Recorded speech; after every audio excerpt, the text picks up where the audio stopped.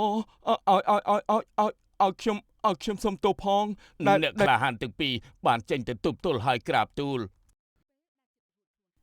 រឿងចៅមុខខ្មៅនិងលំពេងបិសាចកាលពីព្រេងនាយមានប្តីប្រពន្ធពីរនាក់រៀបការជាមួយគ្នាអស់រយៈពេលជាច្រើនឆ្នាំមកហើយប៉ុន្តែពួកគេទាំងពីរមិនមានកូនឡើយពុកវីយើងរៀបការជាមួយគ្នាជាច្រើនឆ្នាំមកហើយណាត្រូវហើយយើងរៀបការច្រើនឆ្នាំហើយយ៉ាងម៉េចម៉ែវាឯងបានជានៅសុកមកសួររឿងរៀបការទៅវិញហើយមិនមានយ៉ាងម៉េចទេគ្រាន់តែយើងរៀបការយូរហើយតែគ្មានកូនម្នាក់នឹងគេសោះខ្ញុំចង់បានកូនមួយនឹងគេណាខ្ញុំចង់បានកូនដូចតែគ្នានឹងតែមិនមានសោះម្ដងណាខ្ញុំខំប្រឹងអស់ពីខ្លួនអាលីងហើយមិនដឹងជាធ្វើយ៉ាងម៉េចទៀតទេអស់វិធីហើយបើប្រឹងរាប់ឆ្នាំហើយតែមិនមានកូននឹងគេសោះខ្ញុំគិតថាយើងគ្មានកូនបែបនេះយើងគួរតែសុំកូនគេមកចិញ្ចឹមមួយទៅអីមិនល្អទេដឹងឯងពេលនោះមីងធាក៏បានដើរចូលមកអេកំពុងតែនិយាយគ្នាពីរឿងអីហ្នឹងរងើទៅពីរអ្នកហ្នឹងអូគ្មានរអ៊ូស្អីទេកំពុងតែនិយាយគ្នាពីអ្នកប្តីប្រពន្ធលេងហ្នឹងណាហើយចោះឯងមានរឿងអីសំខាន់អត់ហ្នឹងប្រាប់គ្នាផងបានទេអូយមានទៅសំខាន់ស្អីណាទេគ្រាន់តែនិយាយគ្នាលេងធម្មតាតែប៉ុណ្ណោះអញ្ចឹងទេអីឯងស្មានតែរឿងសំខាន់អីខំតែមកស្ដាប់នឹងគេដែរពេលនោះស្រាប់តែពូជែកបានដើរចូលមកអាយ៉ានៅជុំគ្នាល្អណាស់ណោះហើយគេមានរឿងអីហ្នឹងគ្មានអីទេអង្គុយនិយាយគ្នាលេងហ្នឹងណាហើយចុះអត់មានដាក់មិនតិចកម្ដៅពោះលេងទេអីហ្នឹងទៅមានអារម្មណ៍ណានឹងផឹកចូលទៀតទេមនុស្សកំពុងតែពិបាកចិត្តពិបាកចិត្តផឹកមិនចូលឯងបើកមាត់ផឹកមិនរួចមែនទេបើបើកមិនរួចចាំយើងជួយបើកឲ្យណាអត់ទេអ្នកខ្ញុំនឹងប្តីកំពុងនិយាយរឿងកូននឹងហើយយើងមិនមានកូនទៅពួកយើងនេះមិនសូវសប្បាយចិត្តមិនឃើញពិបាកចិត្តត្រង់ណាទេដើរមកមិញនេះណាឃើញយាយសើចរហូតនឹងហើយចុះពេលណាបានយកកូនទៅអានេះប្រឹងអស់ហើយតែវាមិនមានសូម្បីតែមួយអ្នកអើយខ្ញុំនេះណាអស់វិធីហើយមានតែគិតថាចង់ទៅសុំកូនគេយកមកចិញ្ចឹមនឹងណាទៅសុំកូនគេធ្វើអីណែយើងស្គាល់គ្រូម្នាក់ប៉កែណាឃើញថាអ្នកដែលទៅហើយគេមានកូនគ្រប់គ្នាយើងពីមុនណាក៏អត់មានកូនដែរឥឡូវបានពីរនឹងគេហើយអូនៅណាដែរអ្នកប្រាប់ខ្ញុំផងទៅមើលក្រែងខ្ញុំសល់កូនមួយពីរនឹងគេមានតែឆ្ងាយណាទេនៅភូមិចិត្តនេះឯងអូយហើយនៅណាដែរទៅមិននិយាយលឿនមកនៅអូកាឡាច្រើននឹងហើយអ្នកឯងនេះអូយនិយាយមួយកុំឲ្យវាអួលនឹងណានិយាយលឿនពេកតែស្ដាប់មិនបានទៅ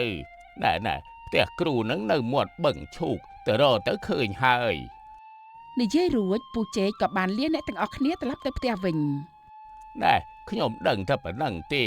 ឡូវទៅផ្ទះមុនហើយបញ្ញាប់ទៅដាំបាយលាងចានឲ្យប្រពន្ធ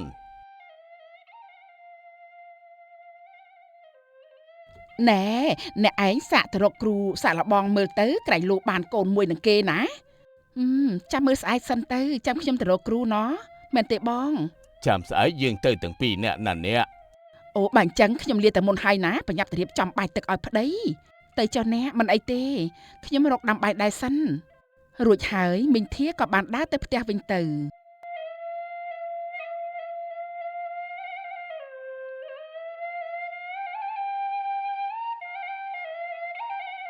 ថ្ងៃស្អែកមកដល់ពូដាំនិងមីងណៃបានធ្វើដំណើរទៅដល់ផ្ទះគ្រូនោះអ្នកទាំងពីរមកទីនេះមានការអីពួកយើងមកនេះចង់ឲ្យលោកគ្រូជួយចង់ឲ្យយើងជួយរឿងអីដែរឆាប់និយាយមកណែគឺបែបនេះទេគឺខ្ញុំនិងប្តីរបស់ខ្ញុំនេះរៀបការជាមួយគ្នាអស់ជាច្រើនឆ្នាំហើយតែមិនមានកូនសោះហើយខ្ញុំមកថ្ងៃនេះគឺចង់ឲ្យលោកគ្រូជួយពួកយើងទាំងពីរនាក់នេះឆាប់មានកូននឹងគេហើយចុះពួកឯងនេះរៀបការប្រមាណឆ្នាំហើយយើងការអស់រយៈពេលជិត20ឆ្នាំហើយចុះមានដែរឆ្លោះគ្នាទីហើយពេលឆ្លោះគ្នាមានដែរជេរប្រមាថឬក៏ដាក់បណ្ដាសាគ្នាទីបើមាននិយាយមកណាកុំខ្លាចអី ចាស់លោកគ្រូខ្ញុំពីអ្នកប្តីប្រពន្ធស្រឡាញ់គ្នាខ្លាំងណាស់មិនដែលជេរមិនដែលឆ្លោះគ្នាទេ ល្អណាស់អញ្ចឹងចាំបន្តិចចាំយើងទស្សទាយមើលឲ្យណា ចាលោកគ្រូចាពេលនោះ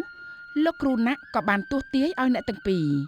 លុះបានមួយស្របក់ក្រោយមកលោកគ្រូណាក់ក៏បានទស្សទាយឃើញថា ក្នុងលៀបមានគ្រោះក្នុងគ្រោះមានលៀបណែពួកឯងចិត្តមានកូនហើយ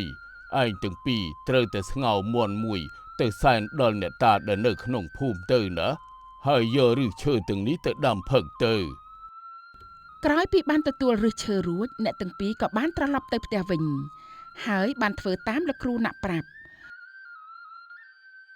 រយៈពេល19ឆ្នាំក្រោយមកមីងណីបានស្លាប់តាំងពីគាត់សម្រាលកូនមកម្លេះហើយយ៉តគឺជាកូនប្រុសដែលគាត់បានបង្កើតក៏បានធំពេញវ័យប៉ុន្តែមុខមាត់របស់គេមានស្នាមតាំងពីកំណើតមកជាមួយ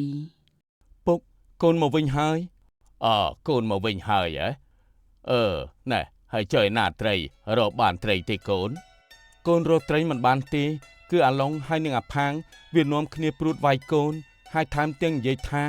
កូនជាមនុស្សចង្រៃថែមទៀតផងវាថាកូនចង្រៃតាំងពីកើតហើយមុខអាក្រក់ថែមទៀត ហើយចុះកូនមានឈឺត្រង់ណាទេកូនកុំស្ដាប់ពួកគេនិយាយអីណាកូនទៅឆាប់ទៅងូតទៅនឹងអានមកញ៉ាំបាយជាមួយពុកណា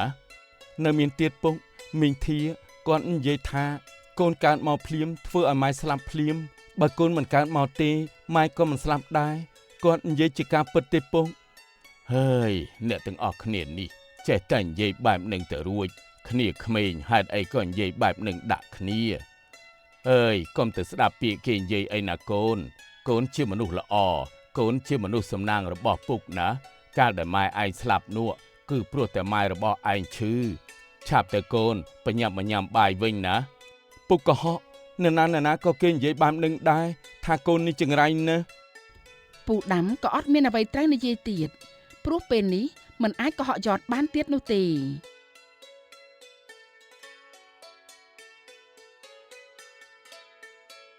អស់រយៈពេល2ឆ្នាំក្រោយមកពូដាំក៏បានស្លាប់ម្នាក់ទៀតហើយយ៉តក៏ត្រូវបានអ្នកភូមិដេញចេញពីភូមិផងដែរ អ្នកភូមិទាំងនោះចិត្តអាក្រក់ខ្លាំងណាស់ពុកស្លាប់មិនទាន់បានធ្វើបុណ្យផងពួកគេបានដេញវាយធ្វើបាបខ្ញុំតែឲ្យខ្ញុំទៅភូមិវិញយ៉ាងម៉េចទៅ និយាយរួចយ៉តក៏បានដើរទៅមុខបន្តទៀតនៅពេលកំពុងទៅដើរនោះមេឃក៏ស្រាប់តែបានភ្លៀង មេឃភ្លៀងហើយខ្ញុំត្រូវតែទៅរករូងភ្នំជ្រកភ្លៀងសិន ពេលនោះគេបានឃើញរូងភ្នំមួយក៏បានរត់ចូលទៅ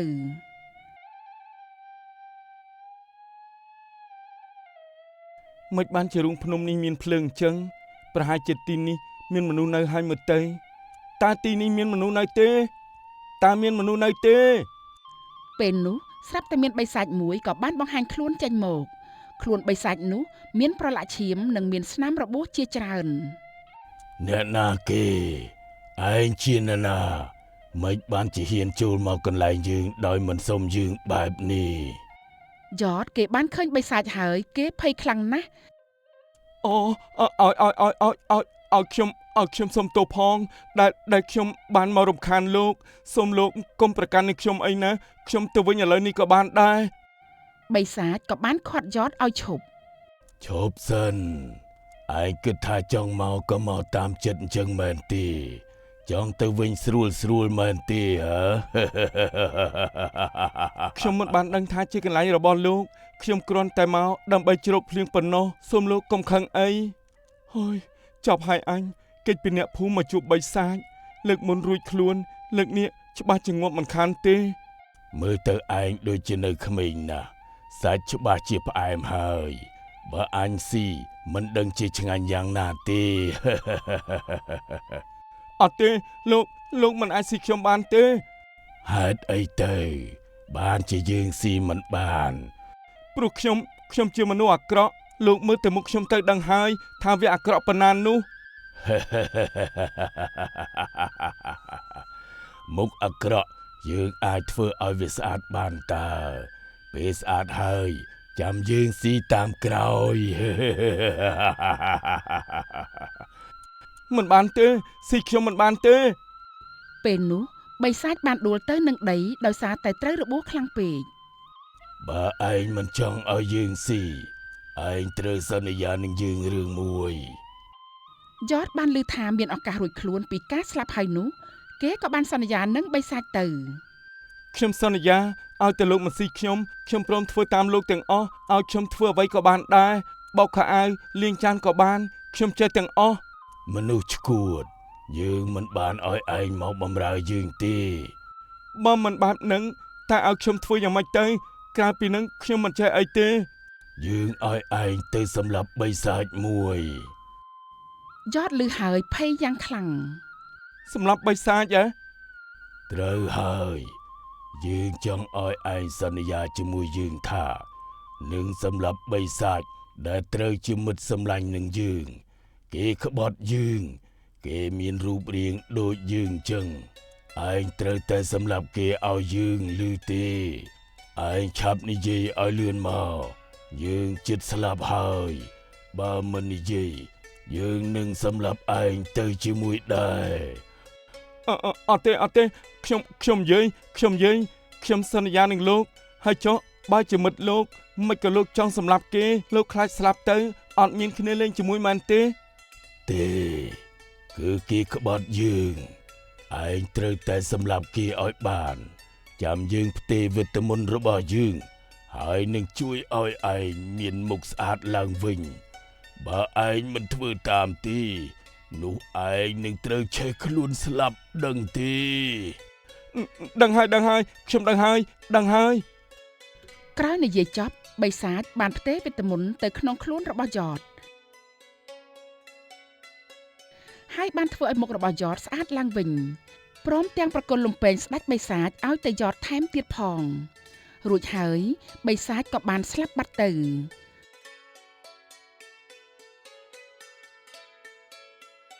អស់រយៈពេល5ឆ្នាំក្រោយមកនៅក្នុងព្រះបរមរាជវាំង សេនាទៅណាអស់ហើយឆាប់មកឲ្យលឿនឡើងហើយមេទ័ពទៅណាអស់ហើយឲ្យឆាប់ឡើងមកឲ្យលឿនទូបង្គំមកឲ្យក្រាបទូលតើកិច្ចការទៅរកមនុស្សពូកែដែលអាចប្រយុទ្ធឈ្នះបិសាចនោះយ៉ាងម៉េចទៅហើយគឺណែស្អីឆាប់និយាយឲ្យលឿនមករកបានតែមនុស្ស2នាក់ទេក្រាបទូលមិនបានជារកបានតិចម្លេះមនុស្សមនគរទៅណាអស់ហើយមិនបានជាពេលមានរឿងរត់យករួចខ្លួនអញ្ចឹងគឺពួកគេមិនហ៊ានប្រយុទ្ធនោះទេពួកគេខ្លាចស្ដេចបិសាចណាក្រាបទូលលោកអើយនគររបស់យើងច្បាស់ជារលាយមិនខាននោះទេបើរកអ្នកខ្លាំងមិនបានបែបនេះ និយាយមិនទាន់ចប់ផងបិសាចក៏បានមកដល់ ឆាប់ចេញមកស្ដេចល្ងីល្ងើឆាប់មកទទួលយើងមក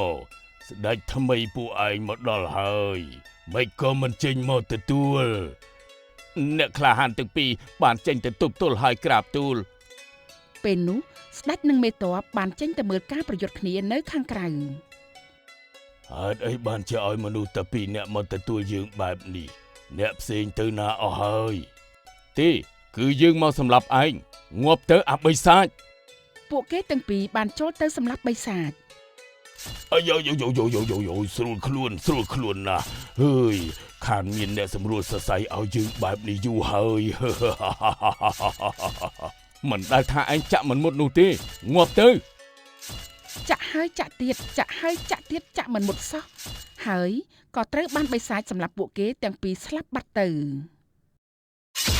អូយ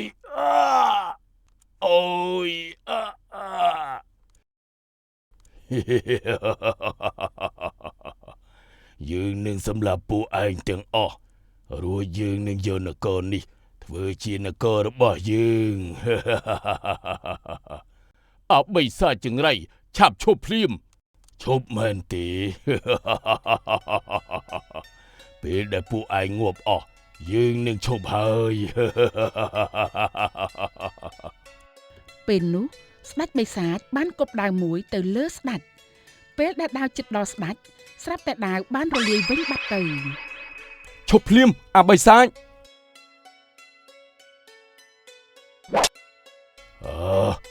មនុស្សមកពីណាទៀតហើយមកឲ្យអស់មកយើងនឹងសម្លាប់ម្ដងទាំងអស់ យើងមកថ្ងៃនេះនឹងមកសម្លាប់ឯង ដើម្បីសងសឹកឲ្យម្ចាស់លំពេងនេះ អូលំពេងស្ដេចបិសាចមែនទេ ឯងមានវាស្មានថាអាចយកឈ្នះយើងបានមែនទេដេកសម័យទៅអាក្អូន ណែ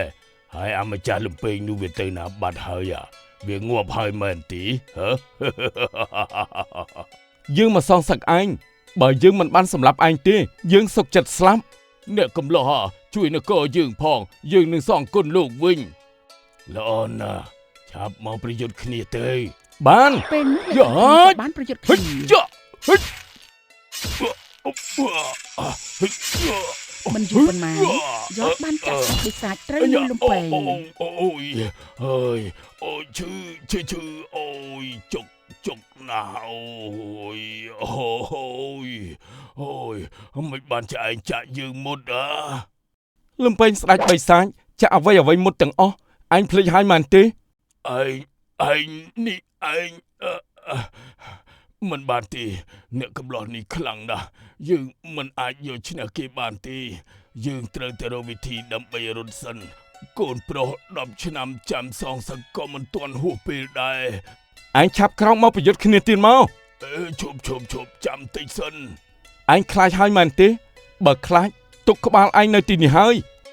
ពេលឃើញយត់រត់ចូលមកស្ដេចបិសាចក៏បានហោះកិច្ចដោយគិតថាខ្លួនអាចគេចផុតពីយត់ហើយនោះស្រាប់តែ ចង់ហោះរត់គេចខ្លួនមែនទេឯងទទួលលំពេងនេះទៅ